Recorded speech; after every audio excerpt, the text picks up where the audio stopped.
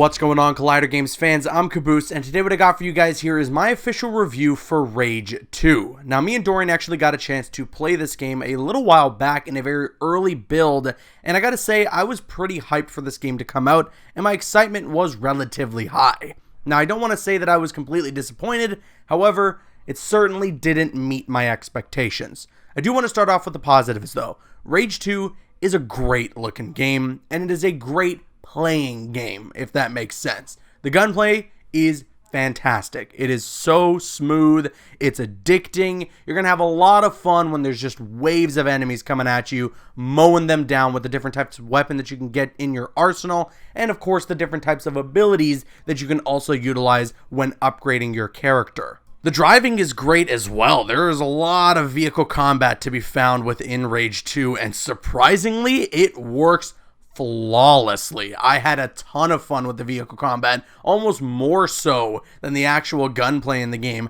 which really surprised me. When we had played that demo build, that was one of the things that didn't feel perfect to me, but they definitely refined that aspect of the game since my time playing it with Dorian all those months back, and I expected as much considering how early of a build it was that we were playing, but I'm so surprised as to how good the driving actually feels in this game and the vehicle combat. There is some real value to be found in Rage 2 strictly from a gameplay standpoint. If you're looking for a real fun single player game to just sink your teeth into for a couple of hours, Rage 2 is definitely right up your alley. However, there are some flaws here to be found, and it is unfortunate for me to say that I don't know if this game is going to last you enough to be worth that $60. And that brings me to my first real complaint regarding the game. The open world, while it does seem pretty cool at times, and it looks pretty good at times,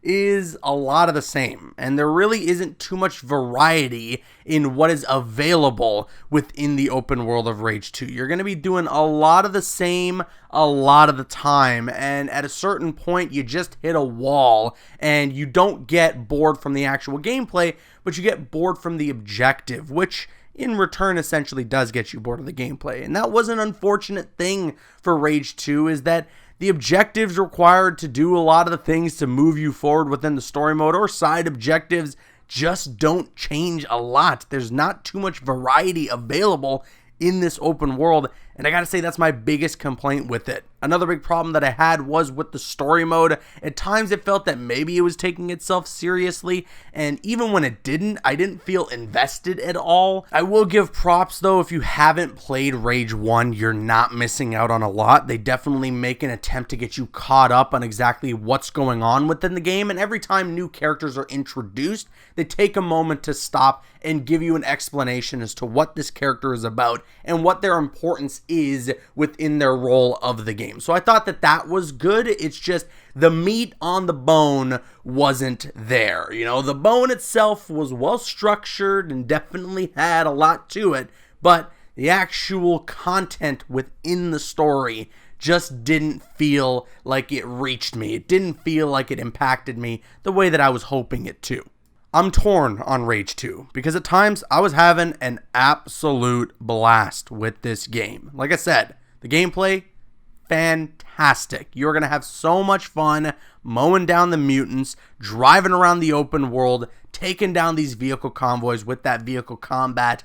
But at a certain point, you just start to feel the game drag along, and it starts to feel like a chore to complete certain objectives available to you within the open world. I don't hate Rage 2. I don't love it either. It's kind of in a bit of a gray area for me. It's almost like I really want to recommend you the game because of how much fun it can be and the potential that's there, but there is a point where I'm sure plenty of players are just not going to find too much enjoyment anymore in doing the same things over and over and over again. There are plenty of games out there that feature that exact same repetitiveness, but within the activities that you are doing over and over again, you still find enjoyment within them, and that's something that I didn't find too much of within Rage 2. So with that said, I'm going to have to give this game a 6.5 out of 10. And that's it. That's my review for Rage 2. Now we're going to kick it to you guys. Let us know your thoughts on the game in the comment section below. Have you had a chance to play it? Are you going to play it? If so, let us know what you guys think about it. And if you like the game, that's totally fine. Remember that all this stuff is subject to opinion, and this is just mine. So let us know yours in the comments below. And if you enjoyed this review, a positive rating would be appreciated. And you can subscribe to the Collider Games channel for more gaming coverage. And you can also follow me on Twitter at CabooseEK, linked in the description. I've been Caboose, and I'll see you guys later.